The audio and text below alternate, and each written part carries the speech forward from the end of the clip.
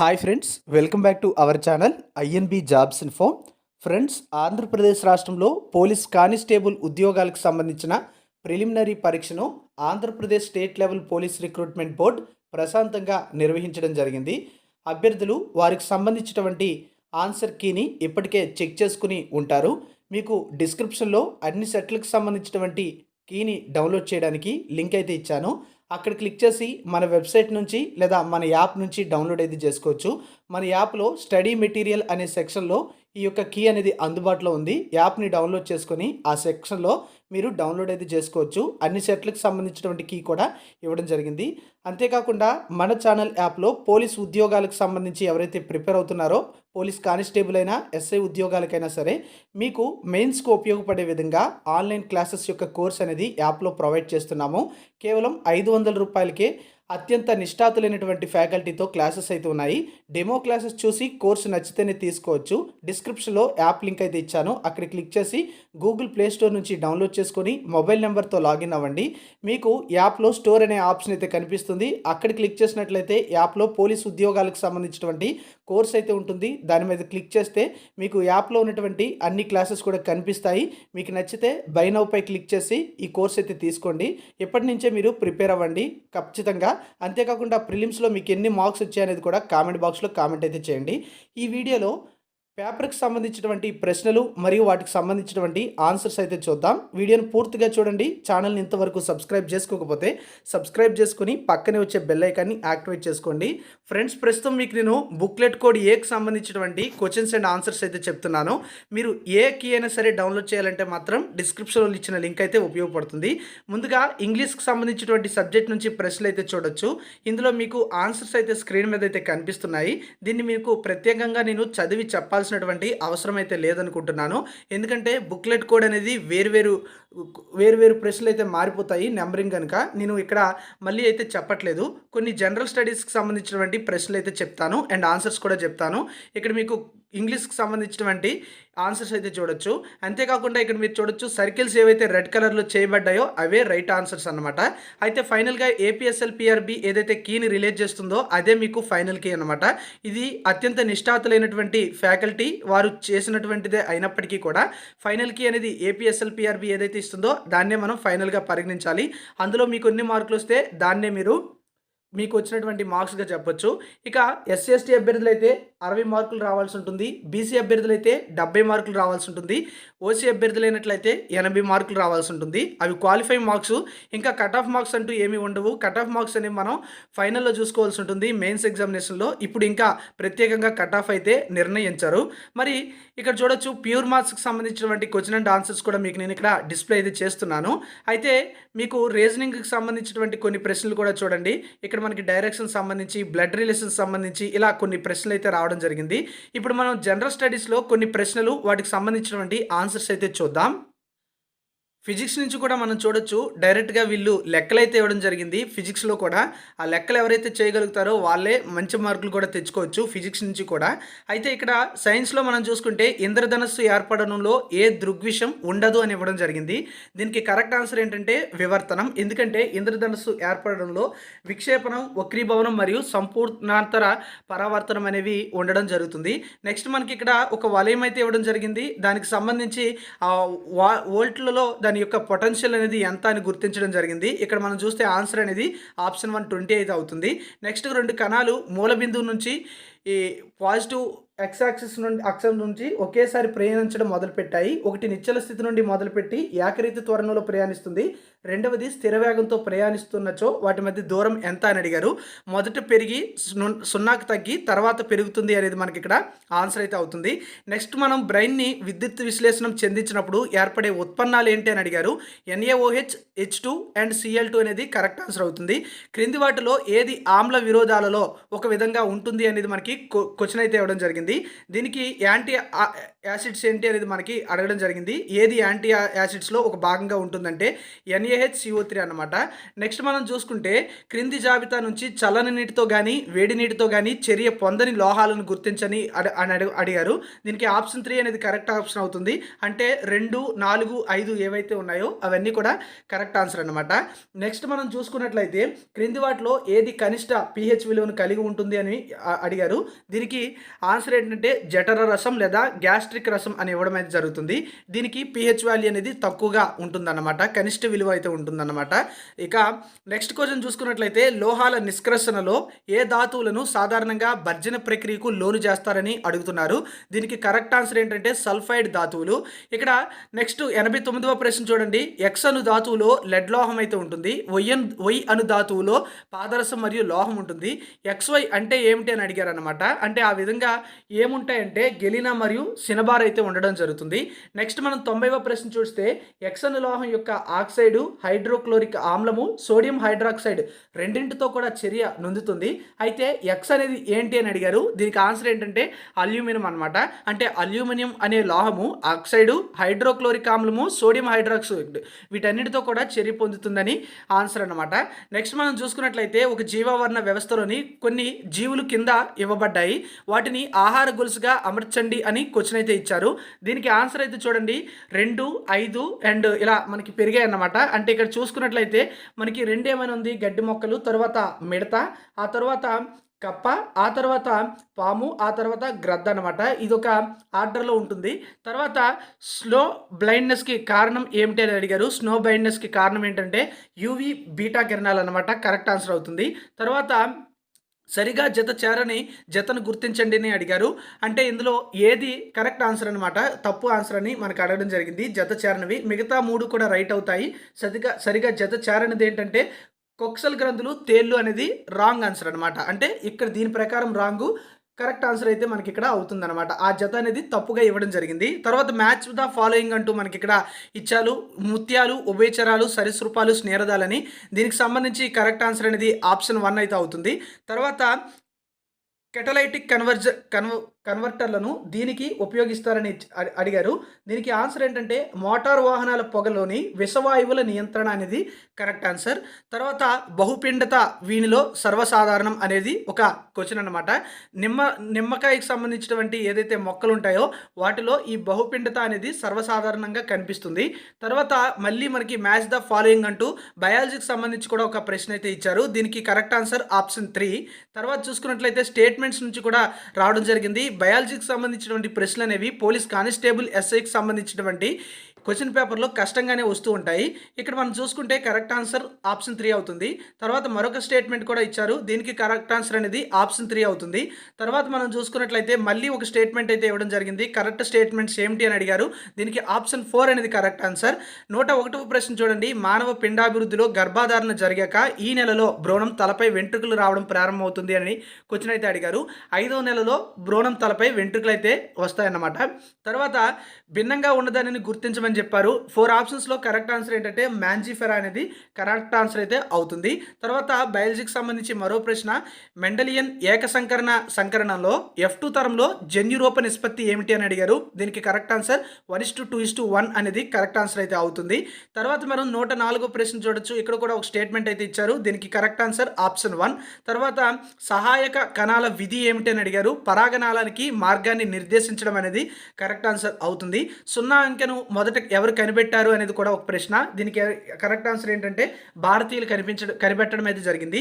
1857 తిరుగుబాటులో తొలి అమరునిగా ఎవరిని భావిస్తారనేది ఒక ప్రశ్న అయితే ఇవ్వడం జరిగింది. దీనికి మంగల్ పాండే అనేది సరైనటువంటి సమాధానం అవుతుంది. 107వ ప్రశ్న 1వ answer is the correct answer. తర్వాత 108వ ప్రశ్న చూడండి. ఏ సింధు లోయ ప్రదేశంలో ఎక్కువ మొత్తంలో బావులు కనిపించాయంటే మెహంజదారాలో ఎక్కువ బావులు అయితే కనిపించడం జరిగింది సింధు లోయ ప్రదేశంలో. తర్వాత భారత కాంగ్రెస్ పట్ల సర్ సయ్యద్ అహ్మద్ అహ్మద్ ఖాన్ వైఖరిని మార్చిన అలీగర్ ఆంగ్లో ఓరియంటల్ కళాశాల ప్రిన్సిపల్ ఎవరు అనేది ఇక్కడ క్వశ్చన్ అయితే అడిగారు. దీనికి థియోడర్ బెక్ అనేది కరెక్ట్ ఆన్సర్ అవుతుంది. తర్వాత మనకి హిస్టరీకి సంబంధించి కొన్ని ఆలయాలు ఇచ్చారు, అంతేకాకుండా కొన్ని వంశాలకు సంబంధించినటువంటి పేర్లు అయితే ఇవ్వడం జరిగింది. సోయా, హోయసాల, గంగా, పల్లవ అనేది. దీనికి మ్యాచింగ్ కరెక్ట్గా చేసినట్లయితే దీనికి option 2 is the correct answer అయితే అవుతుంది. నెక్స్ట్ మనం చూసుకున్నట్లయితే మ్యాచ్ ద ఫాలోయింగ్ అనేసి హిస్టరీకి సంబంధించి కూడా ఇవ్వడం అయితే జరిగింది. అంటే మీరు ఇక్కడ చూడాల్సింది ఏంటంటే హిస్టరీ అయినా, బయాలజీ అయినా, ఎకానమీ అయినా, ఎందులో అయినా సరే మ్యాచ్ ద ఫాలోయింగ్ అంటే మీరు ఒక ప్రశ్నకే ఇక్కడ సమాధానం చేస్తున్నప్పటికీ కూడా ఒక 4 ప్రశ్నలు అయితే వచ్చాయని కూడా భావించవచ్చు. ఎందుకంటే వాళ్ళకి మ్యాచింగ్ చేస్తూ మనం ఆన్సర్ అయితే చేయాల్సి ఉంటుంది. ఫైనల్గా మీరు ఆన్సర్ చేయగలిగేది మాత్రం ఒకటే అనమాట. అంటే ఇలాంటి ప్రశ్నలకు ఎక్కువ టైం టేకన్ అవుతుందని మనం గమనించాల్సి ఉంటుంది. తర్వాత లండన్లో స్థాపించబడినటువంటి విప్లవ సంస్థ అయినటువంటి ఇండియన్ హౌస్ను 1907లో ఎవరికి అప్పగించారు అనేది క్వశ్చన్ అనమాట. దీనికి ఆన్సర్ ఏంటంటే వినాయక దామోదర సావర్కర్, అంటే విడి సావర్కర్ అని షార్ట్కట్లో పిలవడం జరుగుతుంది. తర్వాత గాంధీజీ సబర్మతి ఆశ్రమాన్ని ఏ టైంలో స్థాపించిన కాలం ఏమిటి అంటే 1915 మరియు 16 మధ్య గాంధీజీ గారు ఈ ఆశ్రమాన్ని స్థాపించడం అయితే జరిగింది. ఏ సంవత్సరంలో వాస్కోడి గామా మొదటిసారి కాలికట్కు చేరాడు అనేది క్వశ్చన్ అనమాట. దీనికి ఆన్సర్ ఏంటంటే 1498లో వాస్కోడి గామా గారు కేరళ దగ్గర ఉన్నటువంటి కాలికట్లో కాలు పెట్టడం అయితే జరిగింది. నెక్స్ట్ మనం చూస్తే హంటర్ కమిటీ దేనికోసం పెట్టబడింది అంటే జలియన్ వాలాబాగ్ దురంతంపై విచారణ కోసం ఈ యొక్క హంటర్ కమిటీని అప్పటి బ్రిటిష్ ప్రభుత్వం నియమించడం అయితే జరిగింది. తర్వాత క్రింది వానిలో ఏ గ్రంథం బుద్ధుని యొక్క జీవిత చరిత్రగా భావించబడుతుందంటే బుద్ధ చరిత్ర ఇస్ ద కరెక్ట్ ఆన్సర్ అనమాట. తర్వాత ప్రశ్న చూడండి, 1857 తిరుగుబాటును ప్రథమ భారత స్వాతంత్ర సంగ్రామంగా ఎవరు వర్ణించారంటే విడి సావర్కర్ గారు వర్ణించడం అయితే జరిగింది. సో విడి సావర్కర్కి సంబంధించి ఇప్పటివరకు 2 ప్రశ్నలు వచ్చినట్టుగా మీరైతే చూడొచ్చు. తర్వాత తెలుగులో మొదటి మూకీ చిత్రం ఏమిటి అంటే భీష్మ ప్రతిజ్ఞ అనేది కరెక్ట్ ఆన్సర్ అంట. తర్వాత ఏ సంవత్సరంలో ముస్లిం లీగ్ అనేది పాకిస్తాన్ డిమాండ్ చేస్తూ ఒక తీర్మానం చేసిందంటే 1940లో ఈ యొక్క తీర్మానం అయితే చేయడం జరిగింది. తర్వాత చూసుకుంటే భారతదేశంలో మొట్టమొదటి వార్తాపత్రిక ఏదంటే Bengal gazette is the right answer. క్రింది వాటిలో ఏ కాంగ్రెస్ సమావేశంలో సహాయ నిరాకరణ తీర్మానం అనేది చేయబడిందంటే నాగపూర్ కాంగ్రెస్ సమావేశంలో ఈ తీర్మానం అయితే చేశారు. తర్వాత 122వ ప్రశ్న, భారత జాతీయ కాంగ్రెస్ని ఎవరు స్థాపించారంటే అలన్ ఆక్టావియన్ ఏవో హ్యూమ్ అనమాట. షార్ట్కట్లో మీరు బుక్స్లో ఎక్కువగా ఏవో హ్యూమ్ అనే చదువుకుంటారు. ఇక్కడ ఫుల్ నేమ్ ఇచ్చేటప్పటికి చాలామంది కన్ఫ్యూజ్ అయితే అవ్వచ్చు. అయినప్పటికీ కూడా పేర్లు అనేవి ఇక్కడ ఇండియనే ఉన్నారు, మిగతా వాళ్ళందరూ కూడా బ్రిటిషర్స్ ఉన్నారు. అయితే ఏవో హ్యూమ్లో హ్యూమ్ అనేది మీరు చూసినా సరే ఈజీగా ఫైండ్ అవుట్ అయితే చేయొచ్చు. Poverty and an British rule in India గ్రంథాన్ని ఎవరు రచించారంటే దాదాబాయి నౌరోజీ. ఇది ఈజీ క్వశ్చన్ అనుకుంటున్నాను, మీకు ఎలా అనిపిస్తుందో చెప్పండి. తర్వాత నాకు రక్తాన్ని ఇవ్వండి, నేను మీకు స్వతంత్రాన్ని ఇస్తాను అనేటువంటి ఎవరు అలాంటి ఒక డైలాగ్ ఇచ్చారంటే దానికి సుభాష్ చంద్రబోస్ అనేది కరెక్ట్ ఆన్సర్. ఆయన ఆ నినాదాన్ని ఇవ్వడం అయితే జరిగింది.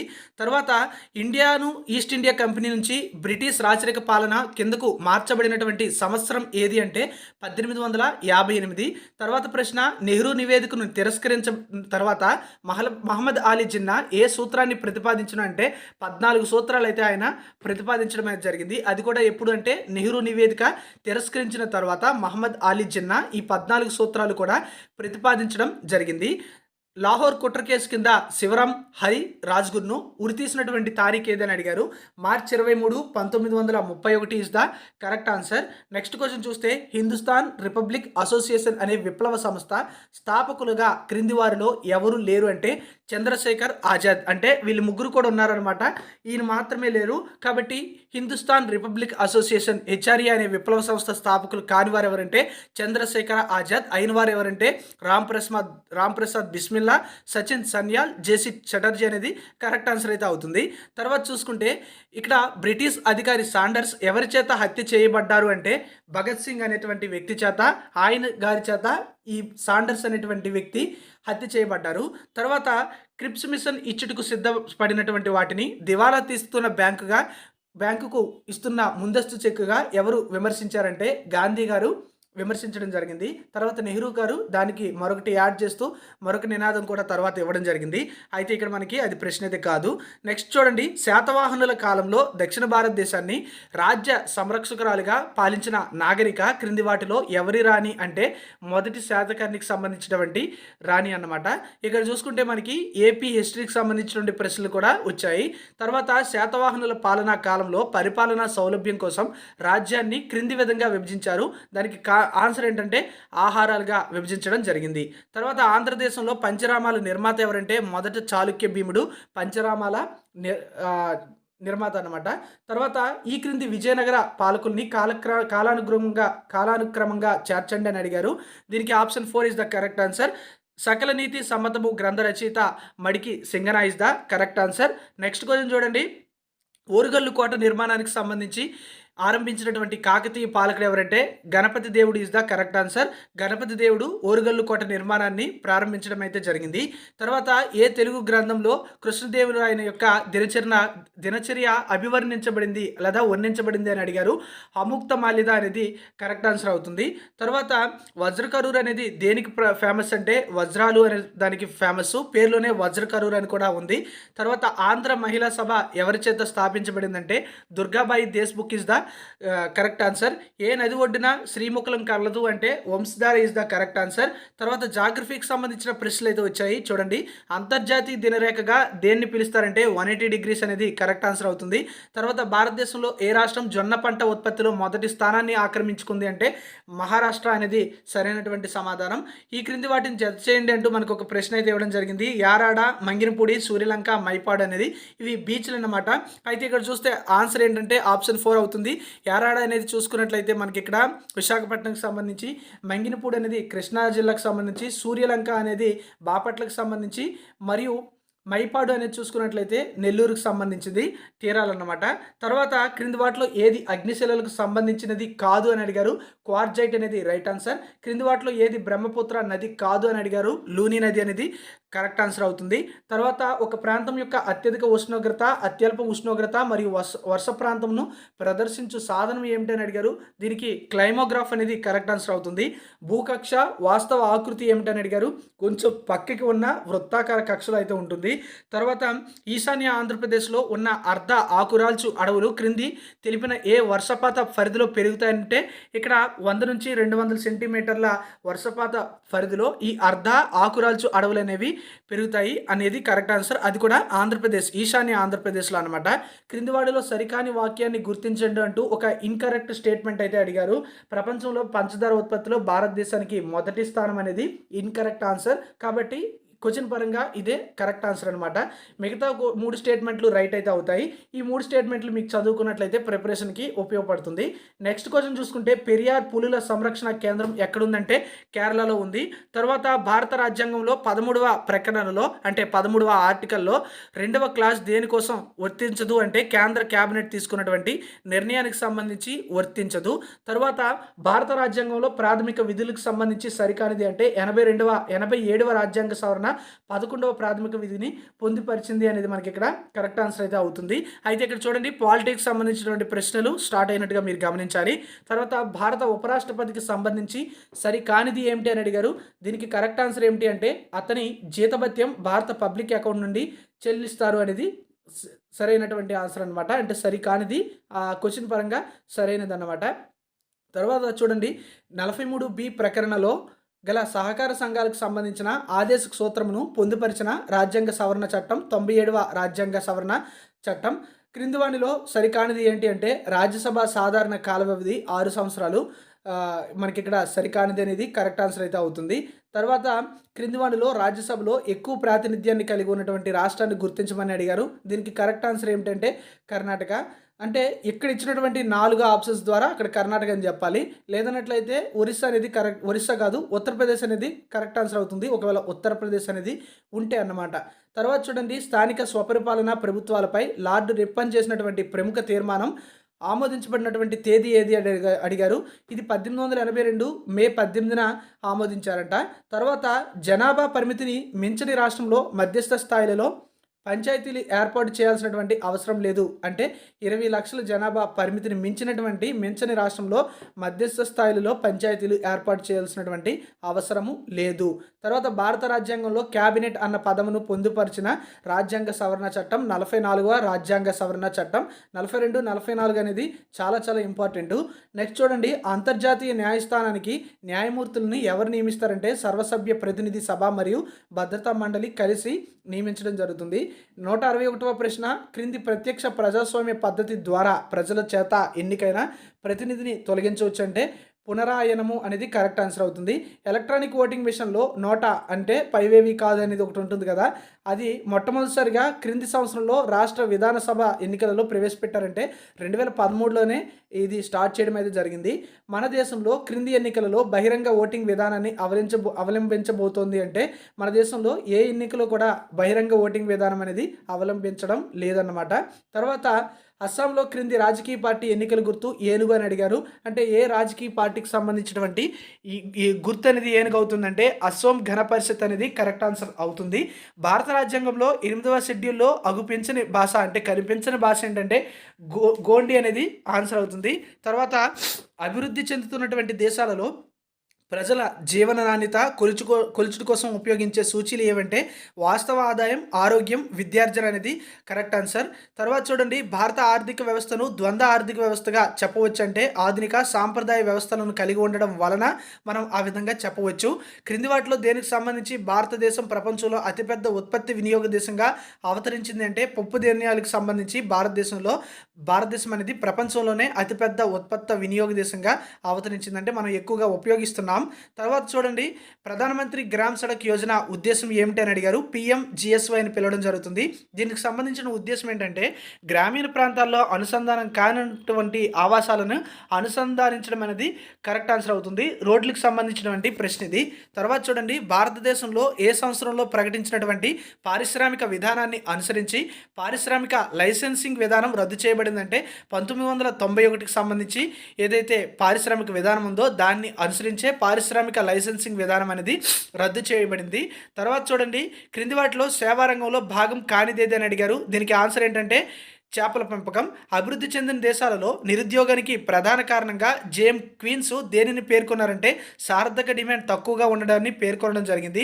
2011 జనాభా లెక్కల అనుసరించి ఆంధ్రప్రదేశ్లో, అది కూడా విభజన అనంతరం 2014 చూసుకుంటే ఏ జిల్లాలో స్త్రీ పురుష నిష్పత్తి అనేది అత్యంత ఎక్కువగా ఉందంటే విజయనగరం జిల్లాలో ఉంది. తర్వాత చూడండి, ఎగ్జిమ్ బ్యాంకును ఎవరు స్థాపించారంటే భారత ప్రభుత్వమే ఈ యొక్క ఎగ్జిమ్ బ్యాంక్ని స్థాపించడం జరిగింది. ట్రిమ్స్ మరియు ట్రిప్స్ అనునవి ఈ క్రింది వానిలో ఏ అంతర్జాతీయ సంస్థకు సంబంధించినటువంటి ఒప్పందాలంటే WTO వరల్డ్ ట్రేడ్ ఆర్గనైజేషన్కి సంబంధించినటువంటి ఒప్పందాలు ఇవి. తర్వాత ఒక జాబితాకు సంబంధించి జత చేయండి అంటూ మనకి 2 జాబితాలు అయితే ఇవ్వడం జరిగింది. దీనికి ఆప్షన్ ఏంటంటే ఆప్షన్ 2. అలాగే మనకి మరొక ప్రశ్న కూడా ఉంది. ఈ క్వశ్చన్ నెంబర్ అనేది చూడండి, మనకి బుక్లెట్ కోడ్ ఏ ప్రకారం చూసుకుంటే ఈ కోడ్కి సంబంధించి 177లో థర్డ్ ఆన్సర్ అనేది కరెక్ట్ ఆన్సర్. తర్వాత ప్రశ్నకి కూడా థర్డ్ ఆన్సరే కరెక్ట్ ఆన్సర్ అవుతుంది. 179కి సంబంధించి చూసుకుంటే కామన్వెల్త్ గేమ్స్ 2022లో భారతదేశం అత్యధిక స్వర్ణ మరియు అత్యధిక రజత పథకాలను గెలుచుకున్న విభాగాలు వరుసగా అంటే రెజ్లింగ్ మరియు అథ్లెటిక్స్ అనేది కరెక్ట్ ఆన్సర్ అవుతుంది. తర్వాత చూడండి, 2022లో US ఓపెన్ మరియు ఫ్రెంచ్ ఓపెన్ మహిళల టెన్నిస్ సింగిల్స్ టైటిల్స్ రెండింటిని కూడా ఎవరు గెలుచుకున్నారంటే ఇగా స్వైటెక్ అనేది కరెక్ట్ ఆన్సర్ అవుతుంది. ఆర్థిక సర్వే 2021-22 ప్రకారం 2020-21లో నీతి ఆయోగ్ SDG ఇండియా ఇండెక్స్ మరియు డాష్బోర్డ్లో భారతదేశం యొక్క మొత్తం స్కోర్ ఎంత అంటే 66 అనేది సరైనటువంటి సమాధానం. ఆగస్టు 2022లో భారత రిజర్వ్ బ్యాంకు ఆర్థిక సమ్మిళిత సూచిని ప్రకటించడం జరిగింది. ఈ నివేదిక ప్రకారం ఆర్థిక సమ్మిళిత సూచి విలువలో మార్చి 2021 నుంచి మార్చి 2022కు పెరుగుదల అయిందంటే 53.9 నుంచి 56.4కి పెరిగింది.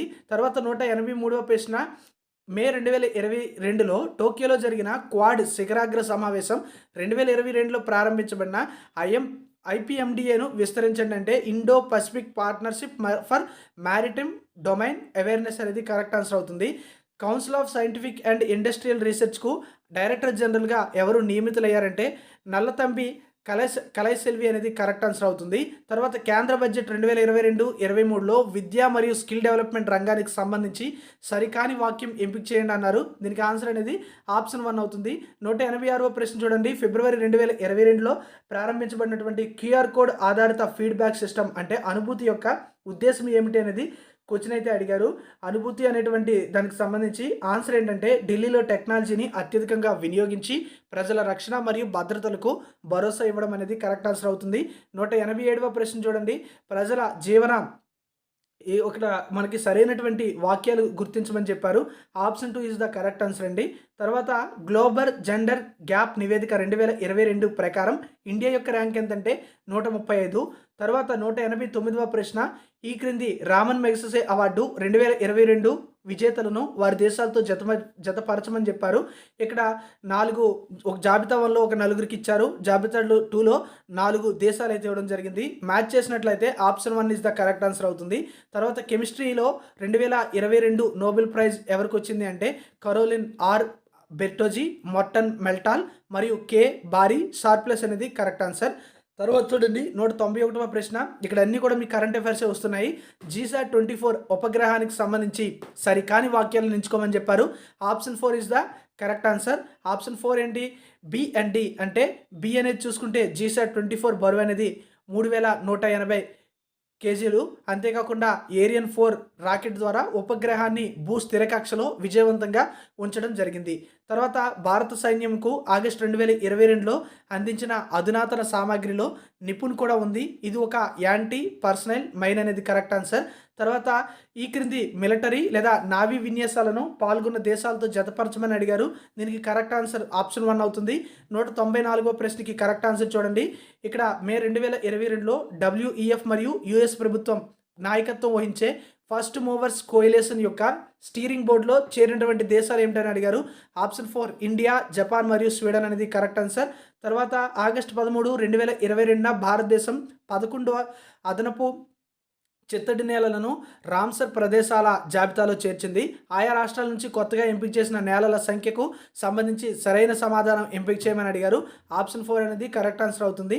తర్వాత 196 ప్రశ్న చూడండి. ఫిబ్రవరి 25, 2022న ఐక్యరాజ్య సమితి సెక్రటరీ జనరల్ ఈ క్రింది వారిని ఉక్రెయిన్ ఐక్యరాజ్య సమితి సంక్షోభ సమన్వయకర్తగా పనిచేయడానికి అసిస్టెంట్ సెక్రటరీ జనరల్గా నియమించారని అడిగారు. దీనికి అమీన్ అవద్ అనేది కరెక్ట్ ఆన్సర్. 197వ ప్రశ్న చూడండి. 2022 వరల్డ్ మ్యారిటైమ్ డే యొక్క ఇతివృత్తం ఏమిటి అని అడిగారు. దీనికి new technologies for greener shipping అనేది కరెక్ట్ ఆన్సర్ అవుతుంది. 198వ ప్రశ్న. సమానమైన ప్రపంచం వైపు పురోగతి 2022లో జరిగిన ఈ క్రింది శిఖరాగ్ర సమావేశం యొక్క లక్ష్యం ఏమిటని అడిగారు. G7 అనేటువంటి సదస్సు యొక్క ముఖ్యమైనటువంటి లక్ష్యమే ఈ సమానమైనటువంటి ప్రపంచం వైపు పురోగతి అనేటువంటి ఈ ఆన్సర్ అయితే అవుతుంది. తర్వాత చూడండి 199వ ప్రశ్న. ఇక్కడ కూడా మనకి మ్యాచింగ్ అయితే ఇవ్వడం జరిగింది. Option 4 is the correct answer. ఫైనల్గా 200 క్వశ్చన్ ఏదైతే ఉందో 200 ప్రశ్న. ఇక్కడ కూడా మనకి ఆదర్శ్ ఇచ్చారు, బుక్స్ ఇచ్చారు. వాటిని మనం మ్యాచ్ చేయమని అడిగారు. Option 1 is the correct answer అవుతుంది.